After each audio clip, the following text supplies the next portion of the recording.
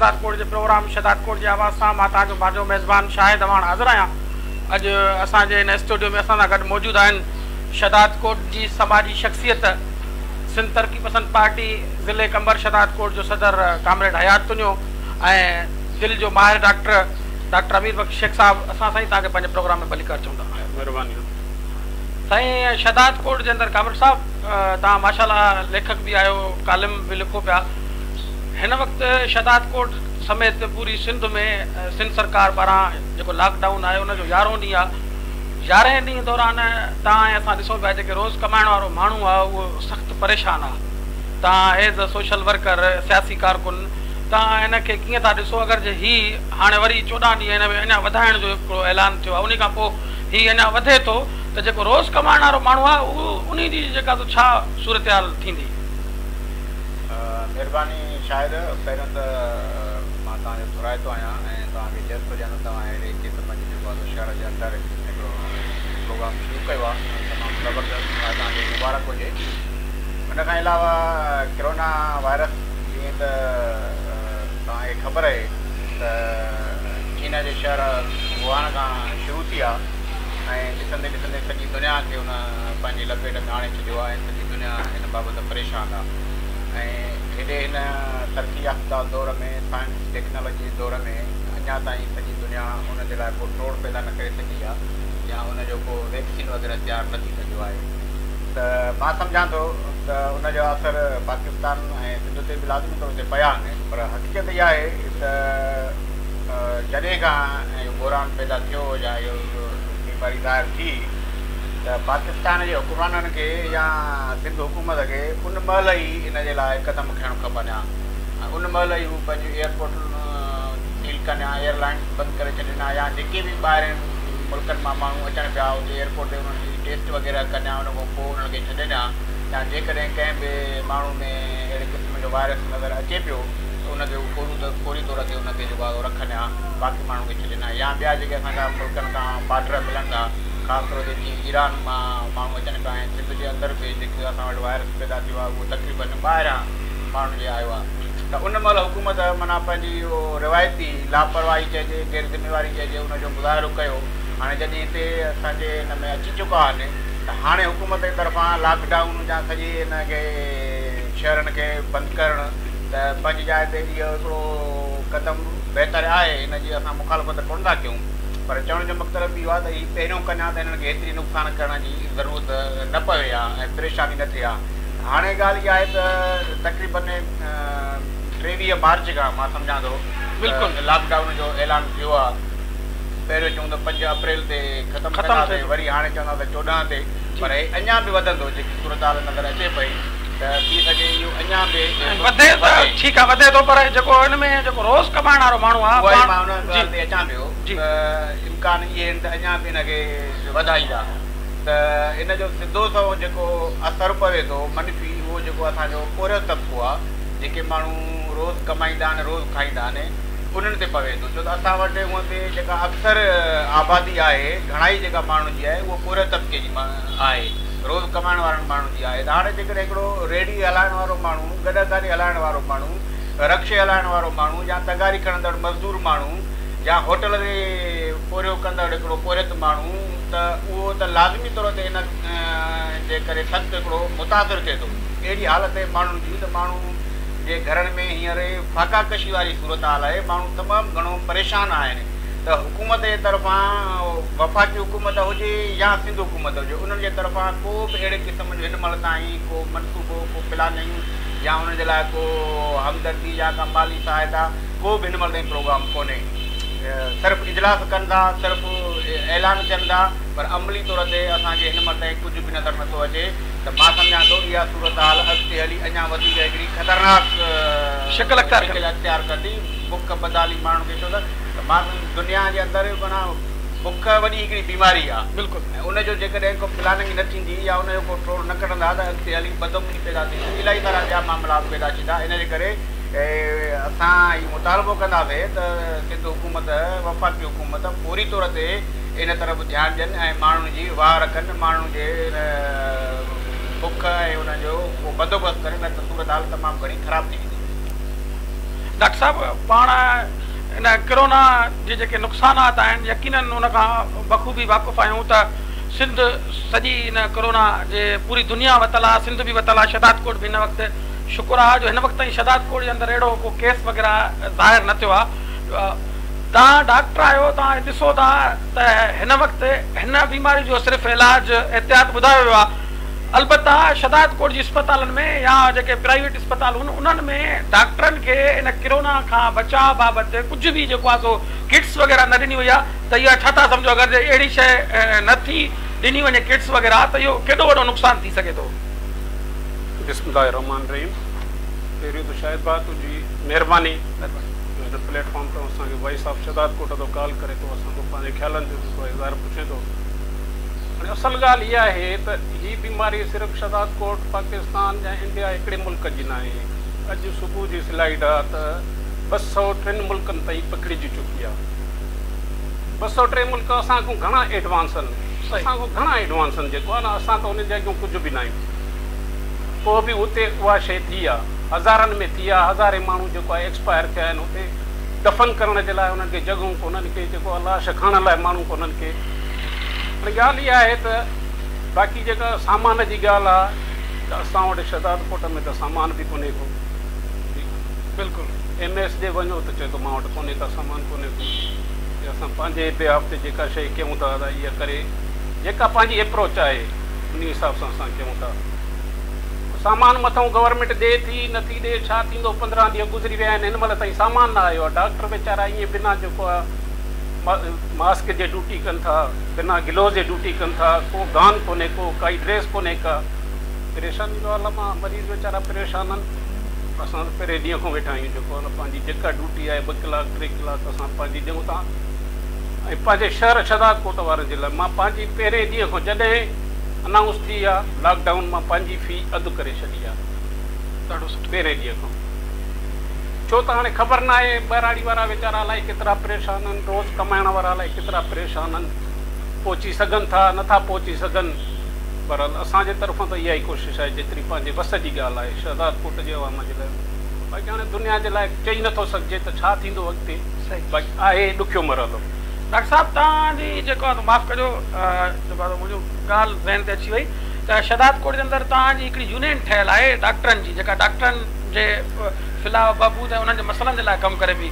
त छा उहा हिन वक़्तु जेको कोरोना सां जंग में फ्रंट लाइन ते यकीनन डॉक्टर ऐं ॿियो जेको हेठियों स्टाफ आहे उहो बीठो आहे, जेको हिन सां विड़े पियो। माण्हुनि खे आइसोलेट करण या कतरीना सेंटर में रखण में डॉक्टर जो वॾो किरदारु आहे, जेको हुनजी मालिकी करे पियो।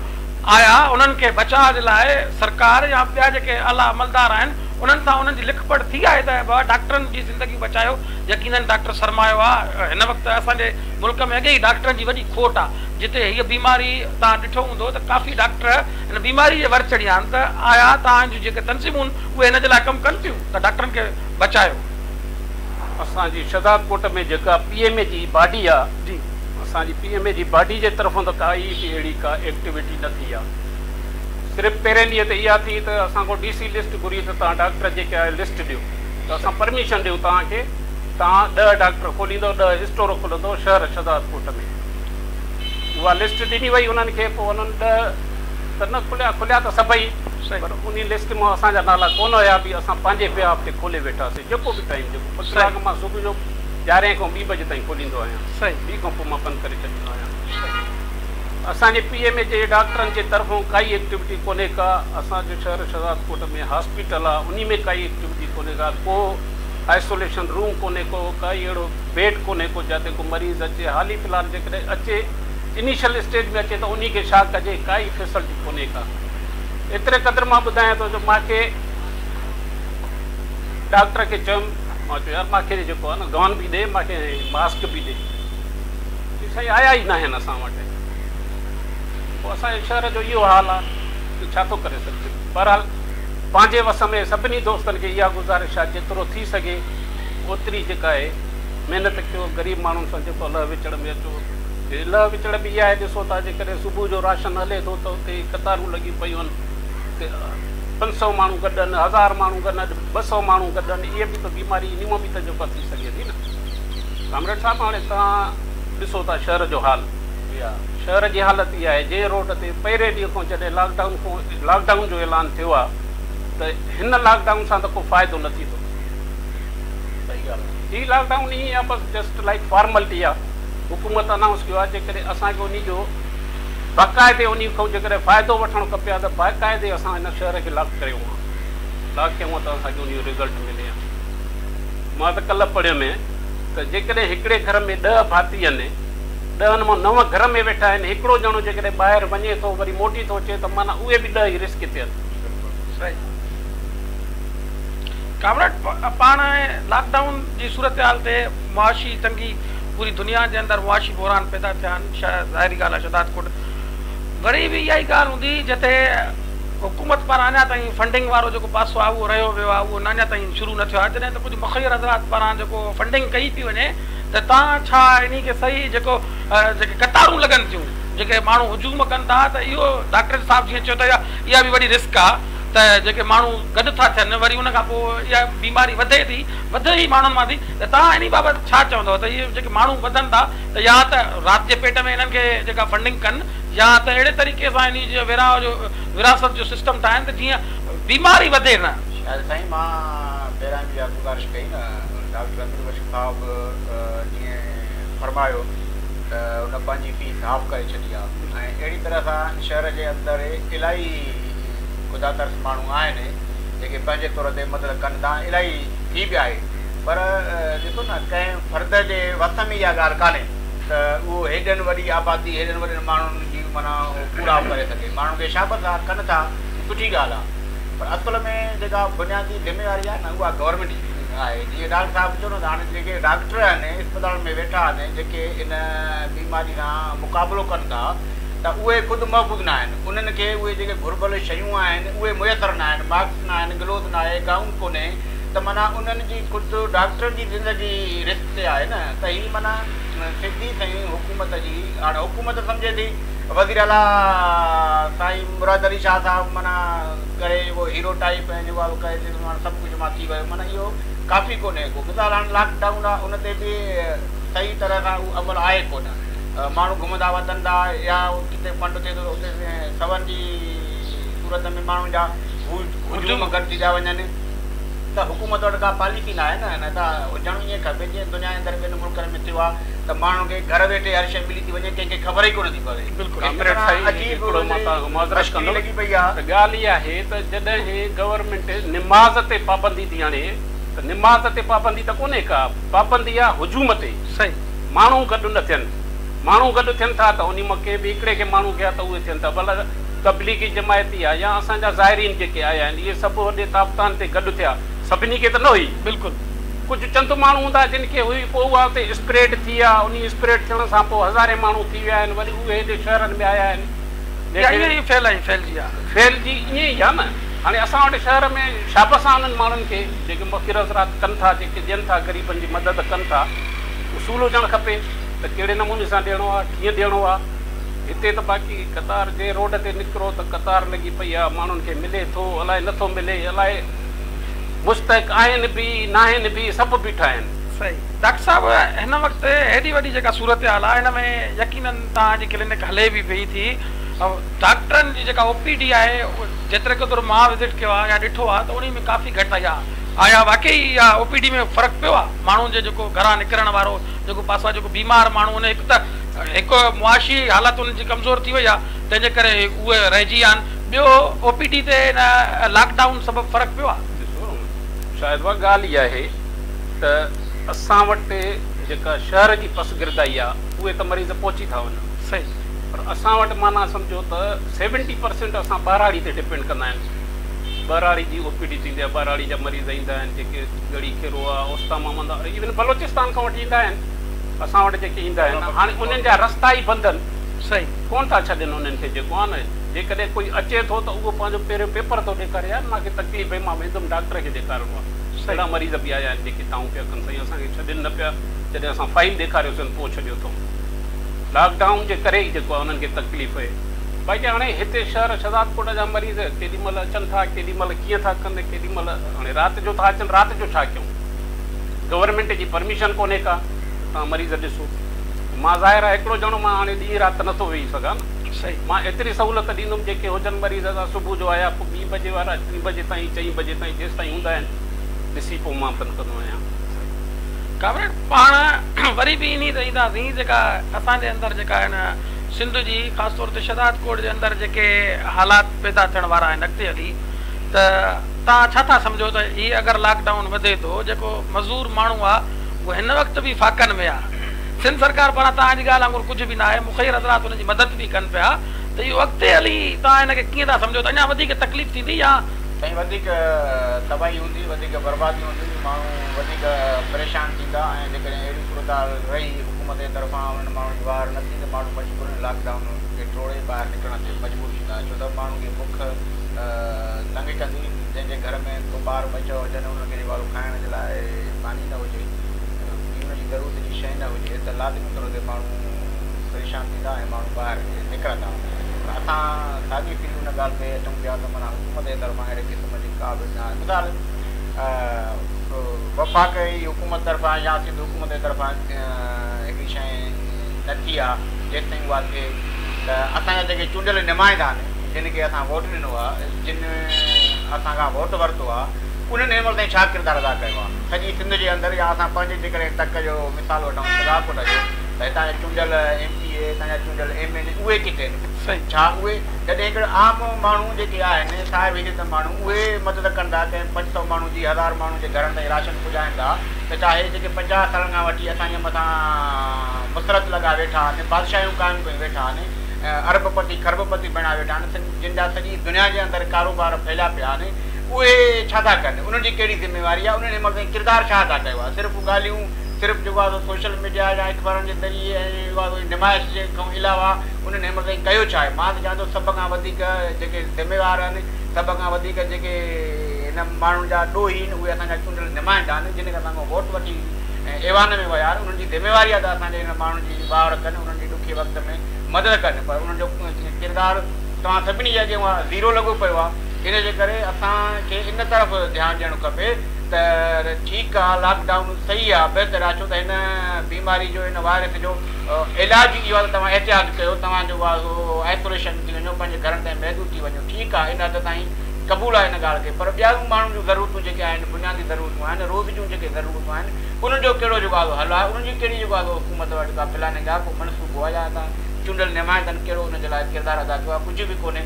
इन जे लाइ इहे इन जो किरदारु इंतिहाई मज़मत जोॻो आहे ऐं इनखे असां माण्हुनि खे ध्यान में रखणु खपे ऐं ईंदड़ जेका इलेक्शन हुजे उन में इन शयुनि जो लाज़मी तौर ते माण्हुनि खे सोचणु खपे इन मामले में। डॉक्टर साहब पाण वरी इन ते अचूं था त जेका हिन वक़्तु जेका सूरत हाल आहे उहा दिल्ली वारे जी त ॾाढी ख़राबु आहे, पर मां सम्झां थो हुते तव्हां ऐं असां जहिड़ो जेको विच क्लास जो जेको माण्हू आहे उन खे बि सख़्तु तकलीफ़ूं आहिनि। मिसाल तौरु मसवाड़नि जा ऑफिसूं आहिनि, मसवाड़नि जा दुकान आहिनि, कुझु मुलाज़िम आहिनि, त उन्हनि जो ख़र्चु हाणे अॻिते हली लॉकडाउन खे 15 ॾींहं पूरा थियनि था, वरी 15 ॾींहं ॿियो वधियो त हलंदड़ माण्हुनि जा रोज़गार बीहजी विया। हाणे त जेको विच तबिके जो माण्हू आहे उहो बि माना हेठि लही आयो आहे, त इहो छा था सम्झो जेका सिंध सरकार पारां अञा ताईं अहिड़ो कोई बि प्लानिंग न आहे, तव्हां हिनखे कीअं था ॾिसो? शायदि भाई हाणे सिंध सरकार छा कंदी, इहे सिर्फ़ु आसरा आहिनि। किथे ॾिसंदे 2000 बाचका था ठहनि, किथे 2000 बोरियूं पयूं आहिनि, किथे जेको 5000 पयूं आहिनि, किथे कणिक जा ट्राला पिया आहिनि। ग़रीब जे लाइ न आहिनि इहे। ॻाल्हि आहे सिधी जेको आहे ग़रीब खे मिलंदो ई न। तव्हांखे 2010 जी ॿोॾि यादि आहे त बंगलनि में हर शइ पई जेको आहे न माना जॻहनि में घरनि में हेॾे होॾे ख़राब थी वई आहे, ख़राब थी वई आहे। उहे निकिरी ॿाहिरि में खामनि में तलावनि में वञी उछलायूं जेको आहे उन्हनि खे उछलायूं माना ॾिनऊं न ग़रीबनि खे। जेकॾहिं इहे ग़रीबनि खे मिलनि त उहो अलाह करे त उहे बि ख़ुशि रहनि, यार उहे बि कंहिंजा वालदीन आहिनि, कंहिंजा बचा आहिनि, उन्हनि जी बि औलाद आहे। बहितर आहे गवर्नमेंट खे असांजे MPA MNAs खे त उहे लह विचड़ में अचनि, शहर जी अवाम सां ग़रीब अवाम सां अचनि। दादा ठीकु आहे अमीर त हलंदो पियो जेको आहे न, हुनखे एतिरो अलाह साईं जे तरफ़ां हूंदुसि, मानी बि खाईंदो, भाॼी बि खाईंदो, हर शइ मिली वेंदसि। पर जेको ग़रीब वीचारो मज़दूर तबिके वारो उहो गाॾे वारो छा करे? सही हिकिड़ो ॾींहुं न हलाईंदो गाॾो न हलाईंदो त हुनजा बचा बुख मरंदा। इहो बि थियो न जीअं केतिरा ॾींहं जेको मज़दूर वीचारो छा कंदो? शायदि जेका ॻाल्हि कई विचोले तबिके जी या सफ़ेद पोश माण्हू जी, वाइट कलर माण्हू, त हाणे हिकिड़ो त इहो आहे हिकिड़ा पूरे त माण्हू सिधा असां जेके कंहिंखां वञी घुरनि बि अथा सही पर कुझु अहिड़ा माण्हू हज़ूर शर्म माण्हू आहिनि जिन जे घर में भली बुख ते वेठा आहिनि त बि हुननि खे कंहिंखां घुरंदे माना तमामु हिकिड़ो ॾुखियो थो लॻे ऐं नामुमकिन थो लॻे सही त उहे माण्हू हींअर माना इंतिहाई परेशानी वारी सूरत हाल मां गुज़रंदा ऐं तमामु मां त सम्झां थो त अञा हिन जा जेके असर अॻिते हली जेके पवंदा न जेको माशी हिकिड़ो बुरान पैदा थींदो महांगाई वॾो माण्हू जी के कोंदा त वापारी जॾहिं हीउ बुरान ख़तमु थींदो ऐं सॼी जेकॾहिं दुनिया वरी साॻी पंहिंजे हुन ते पेटर्न ते अचे थी त जेके वापारी ज़ख़ीरा अंदोज़ आहिनि जेके माना जिन जूं माना ईमान ई पैसो गॾु करणो आहे वॾो कहर वॾो ज़ुल्म त माण्हू सां उहो ई कंदा जेका महांगाई पैदा थींदी जेको हिते माशी बुरान हूंदो त उन खां त अलाह अमान ॾे तमामु हिकिड़ी ख़राबु सूरत हाल पैदा थींदी पोइ इन जे लाइ इन हुकूमत खे